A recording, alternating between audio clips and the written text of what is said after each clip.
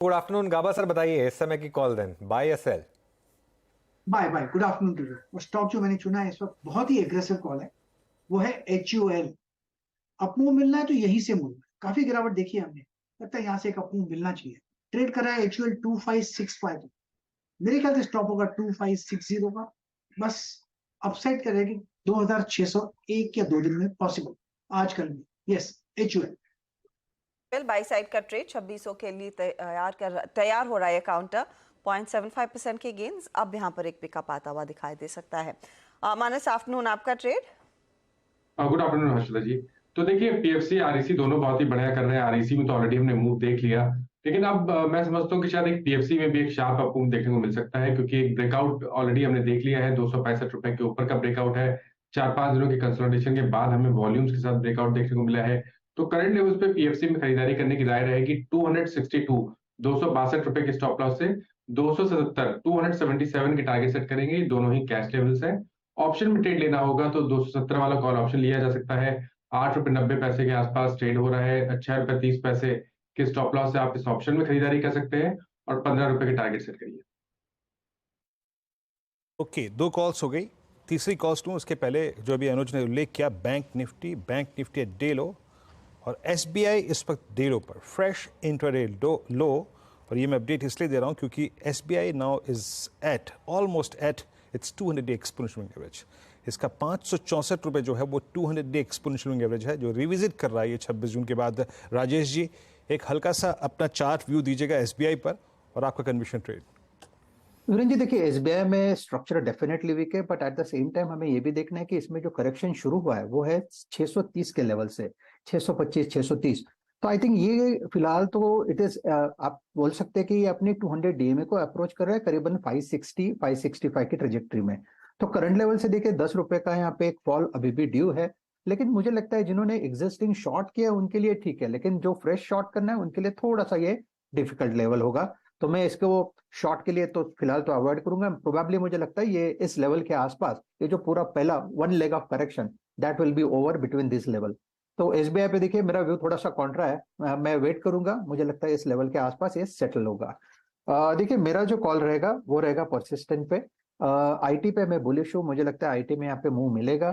थोड़ा सा रुक रुक के मिलेगा लेकिन मिलेगा, कॉन्फिडेंसली मिलेगा। देखिए यहाँ पे अगर आप देखिए परसिस्टेंट का स्ट्रक्चर 4860 4880 इसका एक सप्लाई पॉइंट था। अगर आप इसे टेक्निकली देखें तो यहाँ पे एक कंजेशन था मूविंग एवरेजेस का, इसके परे ये इसने आज ब्रेकआउट दिया with rise in volume and gain in open interest. तो यहाँ पे जो मूव जो है जो आज शुरू हुआ है, मुझे लगता है ये इनिशियली 5000 तक जाएगा। सो परसिस्टेंट को बाय करना है with a stop loss of 4840 और जैसे मैंने कहा इनिशियल टारगेट 5000 के परसिस्टेंट सिस्टम। अच्छा, शरद अवस्थी को भी जोड़ते हैं एक बार। शरद जी, गुड आफ्टरनून। और आपसे भी मैं वही सवाल पूछूंगा जो अभी भी बीरू ने राजेश जी से पूछा।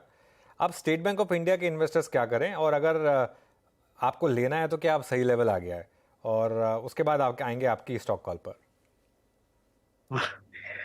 मेरी स्टॉक कॉल भी एसबीआई ही है। चलिए, सही है। मुझे लगता है जो करेक्शन आई है, जो एक नर्वसनेस बाजार में सेट हो रही है ईसीएल प्रोविजनिंग की, खास करके इम्पैक्ट है ज्यादातर बैंकिंग नंबर्स में। ये एक नया नॉर्म है जिसकी वजह से थोड़ी एडिशनल प्रोविजनिंग आ रही है। और बेसिकली जो प्रोविजनिंग है वो प्रीपोन हो रही है, रादर देन कि आपको एक सरप्राइज इफेक्ट मिले जो 30 दिन या 60 दिन के डिफॉल्ट हैं उस पे। और यूजुअली इस बुक्स को रिवर्स होने में भी 6 से 8 महीने का वक्त लगता है। तो इस वजह से ये नंबर्स थोड़े से अजीब लग रहे हैं ज्यादातर बैंक्स में। बट मुझे लगता है नई प्रोविजनिंग है। जिस तरीके से आरबीआई ने गाइड किया था कि ग्रेजुअली आप इसको समझ के प्रोविजनिंग करें या बैंक्स हैंड होल्ड करें स्टेक होल्डर्स को, वो उतनी हैंड होल्डिंग हुई नहीं है। बट जो प्रोविजन है वो क्लियरली स्टेट करती है कि आप 30 से 60 दिन में भी अगर कोई एसेट डाउटफुल है, अभी हालांकि ज्यादातर प्रोसेसेस इंटरनल टू बैंक्स हैं, आरबीआई से कोई प्रेस्क्राइब्ड प्रोसेस नहीं है। बट मुझे लगता है ये जो प्रोविजनिंग है इसकी वजह से ज्यादातर इम्पैक्ट हमें अक्रॉस नंबर्स दिख रहा है।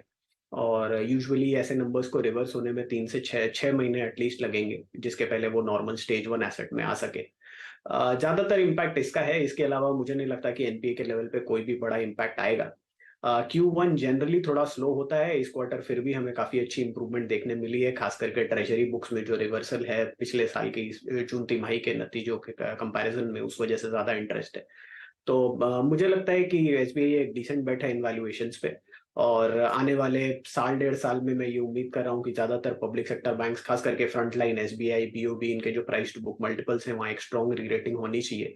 तो एसबीआई में मुझे लगता है कि अगले 2 साल में ग्रोथ रेट्स वगैरह भी काफी स्ट्रॉन्ग रहेंगी, 15 से 17% जैसी एडवांसेस ग्रोथ आसानी से क्लॉक इन होनी चाहिए। और अगले क्वार्टर ऑनवर्ड्स लगातार हमें इंप्रूवमेंट देखने मिलेगा। एनपीए प्रेशर ऐसा कुछ मटेरियल नहीं रहेगा। जैसे जैसे एडवांसेस ग्रोथ दिखने लगती है, ये ईसीएल की प्रोविजनिंग भी अगले 9 महीनों में लगभग जो बेस इफेक्ट है वो खत्म हो जाएगा, तो उसका फायदा वहां पे दिखने लगेगा। और मुझे लगता है ये एक अच्छी स्टार्ट है बैंक्स के लिए। एक फर्दर प्रोविजनिंग जो है, तो कोई सडन सेटबैक आपको दिखाई नहीं देगा बैंक्स के नंबर्स में, जो पहले प्रोविजन की वजह से दिखता था। तो 15 से 17% ग्रोथ रहेगी और मेरे हिसाब से 110 से 120 रुपए जैसा बुक वैल्यू में अक्रेशन रहेगा। तो अगर 1.5 के आसपास ट्रेड करता है तो मुझे लगता है 775-800 रुपए के लक्ष्य के हिसाब से एसबीआई एक्यूमुलेट करना चाहिए।